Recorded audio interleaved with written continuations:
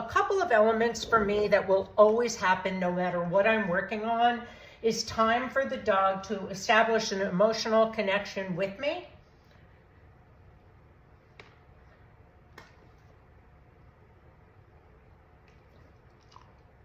Right there, and feed. He doesn't have to look me in the eye. I'm not looking for eye contact. I'm not looking for any kind of start button. All I want to do is begin a conversation that has an emotionally positive quality. I will always use the same props when I'm working with my dog. So the second his eyes see this orange bowl, he understands that this bowl means something is going to take place. It means food for him, but it also means we're entering into a little space where we're going to be working or doing something. Now, you notice that this paw is hanging off the edge of the bed. That gives me a beautiful opportunity to introduce. There's a chin rest. Food to the bed, not the mouth. I don't want my hands indicating that food is coming. This is a dog who used to jump up, slap this bowl out of my hand. He was so assertive, particularly if food was in the picture. But now I'm going to let his eyes see my hand, and I'm going to touch his hand, his paw. I'm going to touch his paw. I'm going to introduce touch first.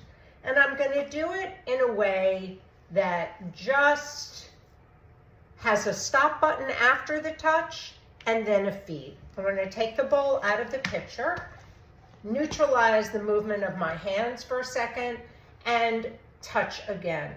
Maybe I lightly stroke the top of his paw. At some point, I might take my fingers and squeeze that nail, just to familiarize the dog with this sensation of what a clipper will feel like. Now, I've got the clipper off to the side. I'm going to introduce that in his peripheral vision. He knows it's there, and then feed. Maybe move it from one hand to the other and touch, and then feed.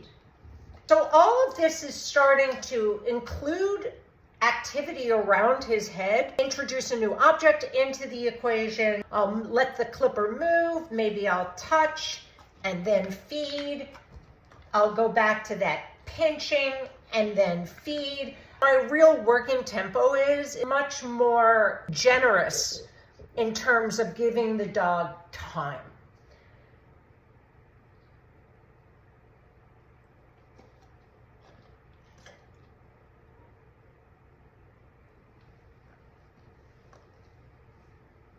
It doesn't all have to feel like work. Introduce, touch, remove, feed. I'm going to pick up the tempo a little bit now, otherwise we'll be here all day. Introduce, put it down, touch, put it down, make a sound, put it down, and feed. Touch the paw, touch the clipper, remove, feed. The more you build rhythm and patterns, the more it becomes a dance that your dog knows. Touch. Clip right, not even the nail, right in front of it, and feed. He knows this, so I can actually do it. Feed. But he's stressed. His bed is soaking wet, and yet he's not moving. Now, obviously, I don't want him to be stressed, but there are some things we have to do that you don't like. And I'm really sorry about it.